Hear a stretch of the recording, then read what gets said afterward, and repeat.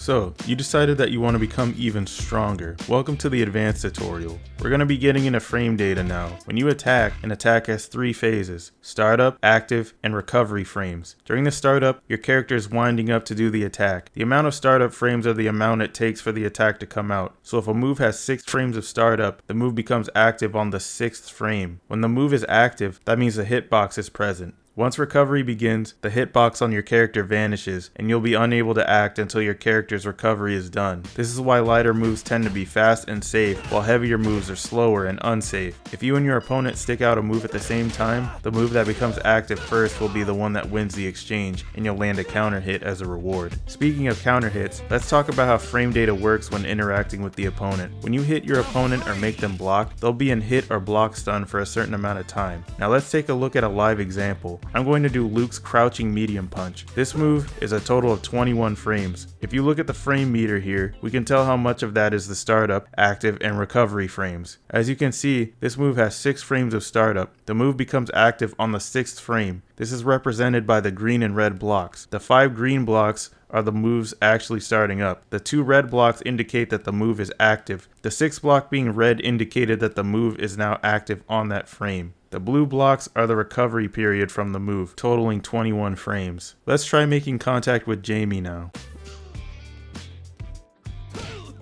As you can see, when we hit Jamie, it says we have 5 frames of advantage, or +5, and at the bottom it says Jamie is -5. What does that mean? Well, that's actually how many frames that I have to move before the opponent. Now what can I do with these 5 frames of advantage? Here's a good idea. Let's try to make a combo, but let's see if we can combo into Luke's crouching light punch. All we need to do is check the move startup. As you can see here, the move has 4 frames of startup, meaning we can use it to combo. I set the computer to block after first just in case.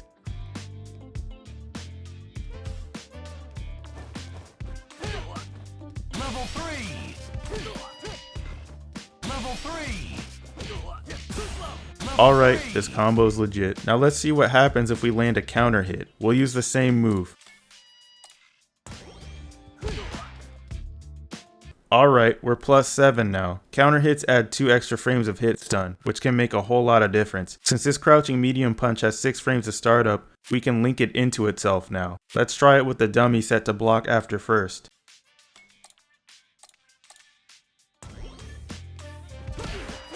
It worked. Alright, now let's try to combo in a crouching medium kick from the counter hit.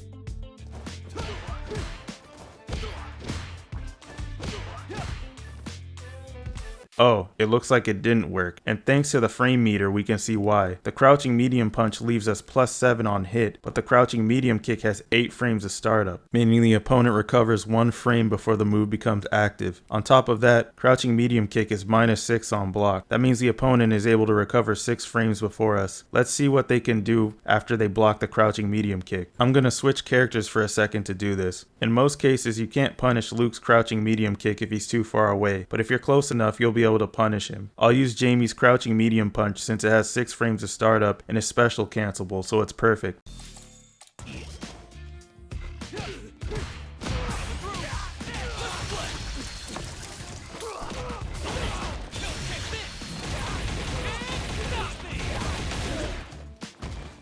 This is what can happen to you if you use unsafe moves. Use your unsafe moves from a distance to make them safe. The frame data of your moves is also affected by drive rush in this game. Let's look at the frame data for Luke's crouching medium kick. It's +1 on block, but let's try it with a drive rush. Doing it out of a drive rush makes it +5. Any moves done out of a drive rush add an extra 4 frames of stun. That's not all though. We know that under normal circumstances crouching medium punch is +1 on block, but what about when Jamie's in burnout?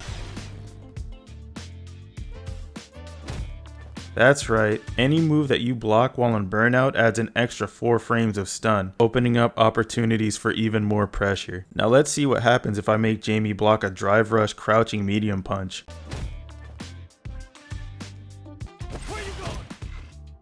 Ouch! Jamie is -9. The extra stun stacks, making it even easier to pressure the opponent. Avoid burnout as much as you can. We're still not done here. I've explained meaty attacks before earlier in this tutorial, but now that we're talking about frame data, you can see how meaties really work. I'm gonna throw Jamie and make him block a meaty crouching medium punch.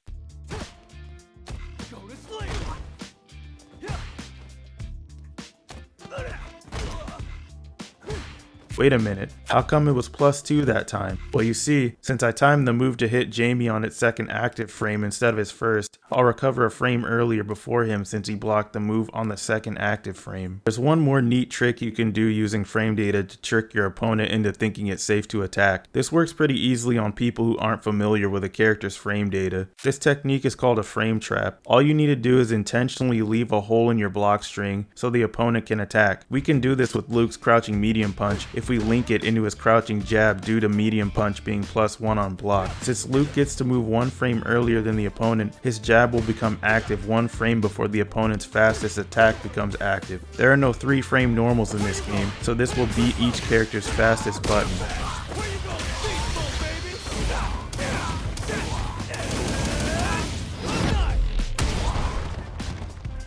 You don't even have to do this with a fast button. You can even try this with an invincible reversal. Luke's backwards and forwards heavy punches are -3 on block. The opponent can recover 3 frames before you. Not enough to punish the attack, but they may want to go on the attack if they know that it's their turn. Let's assume they're using standing jab. There are a couple ways to beat this option even though you're -3. The first is to just use an invincible reversal. The second way is with a super. Drive impact can also work if your opponent is not expecting it. Use frame data to expand your matchup knowledge and familiarity with your own character. It makes a big difference.